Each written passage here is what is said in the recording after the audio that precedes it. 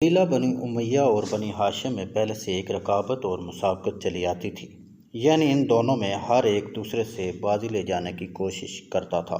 غالباً یہی وجہ تھی کہ رسول اللہ صلی اللہ علیہ وسلم کی جو بنی ہاشم میں سے تھے، بنو امیہ نے ابتدا میں زیادہ مخالفت کی اور بنو ہاشم سے نسبتاً آپ صلی اللہ علیہ وسلم کو امداد پہنچی۔ جب ملک عرب سے مشرکوں کا استحصال ہو گیا اور ان دونوں قبائل کے انادی مشرک بھی قتل ہو کر بقیہ خوش نصیب اسلام میں داخل ہو گئے، تو ان مسلمان ہو جانے والے بنی امیہ میں ایک کافی تعداد ذی حوصلہ اور قابل آدمیوں کی موجود تھی، جن کی قدردانی رسول اللہ صلی اللہ علیہ وسلم نے اعلیٰ قدر قابلیت ضروری سمجھی۔ چنانچہ فتح مکہ کے روز ابو سفیان رضی اللہ عنہ کے گھر کو امان کے معاملہ میں کعبہ کا ہمسر ٹھہرا کر انہیں خوش کر دیا۔ سیدنا عثمان غنی رضی اللہ عنہ جو بنی امیہ میں سے تھے، رسول اللہ صلی اللہ علیہ وسلم کے داماد تھے، ان کے لیے بیعت رضوان ہوئی۔ ام المومنین ام حبیبہ رضی اللہ عنہا بھی بنو امیہ کے قبیلہ سے، یعنی ابو سفیان رضی اللہ عنہ کی بیٹی اور معاویہ رضی اللہ عنہ کی بہن تھیں۔ ابو سفیان رضی اللہ عنہ کو رسول اللہ صلی اللہ علیہ وسلم نے نجران کا عامل مقرر فرمایا تھا۔ حضرت عثمان بن ابو العاص رضی اللہ عنہ سیدنا عثمان غنی رضی اللہ عنہ کے چچا تھے۔ ان کو رسول اللہ صلی اللہ علیہ وسلم نے طائف اور اس کے متعلقات کا گورنر مقرر فرمایا تھا۔ فاروق اعظم رضی اللہ عنہ ان کو عمان و بحرین کا حاکم مقرر فرمایا۔ عتاب بن اسید رضی اللہ عنہ ابو سفیان کے چچا ابو العاص کے پوتے تھے۔ مکہ کی فتح کے دن مسلمان ہوئے اور مکہ کے حاکم مقرر کیے گئے۔ خالد بن سعید ابو سفیان کے چچا عاص کے پوتے تھے۔ ان کو رسول اللہ صلی اللہ علیہ وسلم نے یمن کا عامل مقرر فرمایا تھا۔ یہ جنگ یرموک میں شہید ہوئے۔ عثمان بن سعید کو رسول اللہ صلی اللہ علیہ وسلم نے خیبر کا اور ان کے بھائی ابان کو بحرین کا عامل مقرر فرمایا تھا۔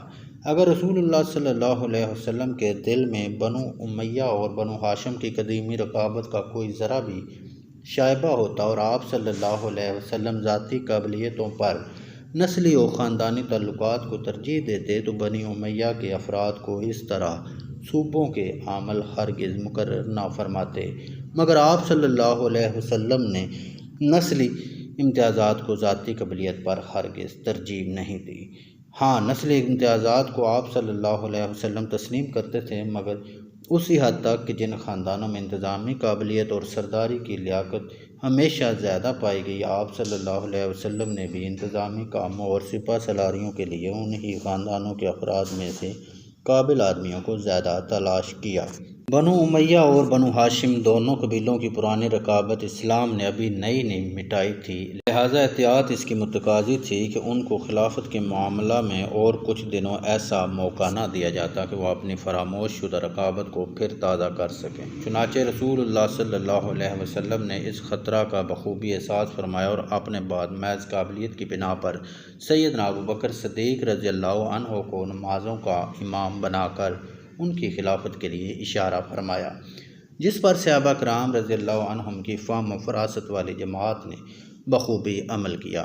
اس طرح سیدنا ابو بکر صدیق رضی اللہ عنہ نے بھی اپنے بعد ایسا جانشین مقرر فرمایا جو قابلیت کے اعتبار سے سب پر فائق اور مذکورہ بالا دونوں قبیلوں میں سے کسی ایک سے بھی تعلق نہ رکھتا تھا۔ اسی طرح سیدنا عمر فاروق رضی اللہ عنہ کے بعد اگر سیدنا ابو عبیدہ یا سالم مولا ابی حذیفہ میں سے کوئی ایک خلیفہ ہوتا، جیسا کہ عمر فاروق کی آرزو تھی، تو یہ مردہ رقابت دوبارہ زندہ نہ ہوتی، مگر یہ دونوں بزرگ فاروق اعظم رضی اللہ عنہ سے پہلے وفات پا چکے تھے۔ پھر اگر ہر شش اصحاب شورا اپنے آپ میں کسی کو انتخاب کرنے میں صرف اس اصول پر کاربند ہوتے کہ کوئی بنی امیہ اور کوئی بنی ہاشم خلیفہ نہ بنایا جائے، تو آئندہ پیش آنے والے خطرات ممکن ہے کہ پیش نہ آتے، اور کم از کم ان دونوں قبیلوں کو اپنی فراموش شدہ رقابت یاد نہ آتی۔ اگر علی رضی اللہ عنہ عمر رضی اللہ تعالیٰ عنہ کے بعد خلیفہ ہوتے، تب بھی بہت زیادہ ممکن تھا کہ یہ آتش خاموش دوبارہ مشتعل نہ ہوتی، کیونکہ علی رضی اللہ عنہ سے یہ توقع نہ تھی کہ وہ بنو ہاشم کی اس طرح غیر معمولی اور قابل احساس رعایت کرتے جیسے کہ عثمان رضی اللہ عنہ کے ہاتھوں بنو امیہ کی ہوئی۔ بہرحال ہم کو یہ ایمان رکھنا چاہیے کہ جو کچھ ہوا مشیت الہی کے ماتحت ہوا۔ اور یہی ہونا چاہیے، کیونکہ ہمارے پاس کوئی ایسا ذریعہ نہیں ہے کہ ہم وقوع یافتہ اعمال و افعال کے نتائج پر اپنی نابودہ و غیر واقع شدہ تجاویز کے نتائج کو یقینی طور پر ترجیح دے سکیں۔ ہاں، ہم یہ ضرور کہہ سکتے ہیں کہ بنی ہاشم اور بنی امیہ کی رقابت کا عہد اسلامی میں دوبارہ پیدا ہو کر تا دیر باقی رہنا اسلام کے لیے بے حد نقصان رساں تھا، اور آج تک اس رقابت کو قائم اور باقی رکھنے والے اور کسی خاندان یا قبیلہ کے تعلق کو خلافت کے لیے ضروری سمجھنے والے لوگ تعلیم اسلامی کے سخت مخالف اور اسلام کے لیے بے حد نقصان رساں ثابت ہو رہے ہیں۔ بنو امیہ اپنی ذاتی قابلیتوں کی وجہ سے پہلے ہی خلافت اسلامیہ کے ایک ضروری جزو بنے ہوئے تھے۔ سیدنا عثمان غنی رضی اللہ عنہ کے خلیفہ مقرر ہو جانے کے بعد ان کی نرم مزاجی اور مروان بن حکم کے اقتدار سے فائدہ اٹھا کر بنی امیہ نے اپنی طاقت اور اثر کو یک لخت اس قدر بڑھا لیا کہ تمام عالم اسلامی پر چھا گئے اور اپنی سیادت تمام ملک عرب پر قائم کرنے کی تدبیروں میں مصروف ہو گئے، جس کو وہ عہد جاہلیت میں بنو ہاشم کے مقابلہ میں قائم نہ کر سکے تھے۔ سیدنا عثمان غنی رضی اللہ تعالیٰ عنہ کی شہادت نیز منافقوں اور مسلم نما یہودیوں کی سازشوں نے ان کو اور بھی امداد پہنچائی۔ سیدنا علی رضی اللہ عنہ کو اپنے عہد خلافت میں زیادہ پریشانیوں اور دقتوں کا سامنا اس لیے بھی کرنا پڑا کہ وہ ہاشمی تھے۔ تمام اہل عرب کی نگاہوں میں بنی ہاشم اور بنو امیہ کی رقابتوں کے نقشے گھومنے لگے۔ انہوں نے سیدنا علی رضی اللہ عنہ کی ہر اس کوشش کو جو وہ معاویہ رضی اللہ عنہ اور بنو امیہ کے خلاف کرتے تھے، اسی رقابت پر محمول کر کے ان کا پورے طور پر ساتھ نہ دیا، کیونکہ وہ ان دونوں قبیلوں کی پرانی رقابتوں کو دوبارہ زندہ کرنے میں کوئی حصہ نہیں لینا چاہتے تھے۔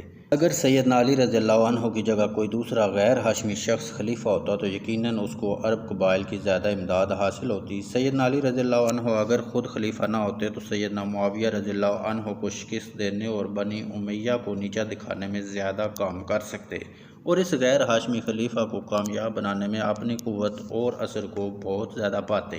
اس موقع پر بے اختیار سیدنا حسن رضی اللہ عنہ کے وہ آخری الفاظ یاد آ جاتے ہیں جو انہوں نے سیدنا حسین رضی اللہ عنہ کو فوت ہوتے وقت بطور وصیت سنائے تھے۔ رسول اللہ صلی اللہ علیہ وسلم کے بعد سیدنا علی رضی اللہ عنہ تک خلافت پہنچی تو تلواریں میانوں سے نکل آئیں اور یہ معاملہ طے نہ ہوا۔ اب میں اچھی طرح جانتا ہوں کہ نبوت اور خلافت ہمارے خاندان میں جمع نہیں رہ سکتی۔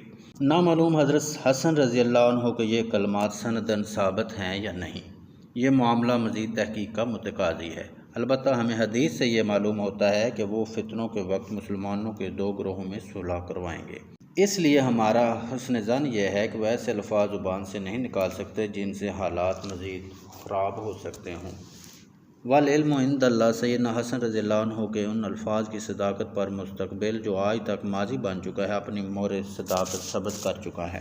خلافت راشدہ کے بعد تقریباً 90 سال تک بنو امیہ نے دمشق کو دارالخلافہ بنا کر تمام عالم اسلام پر حکومت کی۔ ادھر اندلس میں بھی کئی سو سال تک ان کی شاندار خلافت و حکومت قائم رہی اور خاندان بنو عباس کی حکومت بغداد میں 500 برس سے زیادہ عرصہ تک قائم رہی۔ بنو عباس بنی ہاشم تو ضرور ہیں لیکن وہ رسول اللہ صلی اللہ علیہ وسلم کے چچا کی اولاد ہیں، رسول اللہ صلی اللہ علیہ وسلم کی بیٹی کی اولاد نہیں ہیں۔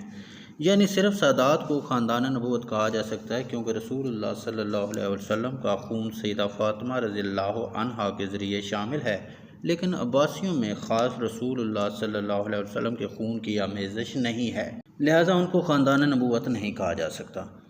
مصر کے ایک حکمران خاندان بنو عبید نے اپنے آپ کو فاطمی کہا، لیکن محققین نے ان کو اپنے اس دعویٰ میں جھوٹا پایا۔ وہ فاطمی کہلاتے تھے، مذہباً وہ شیعہ تھے۔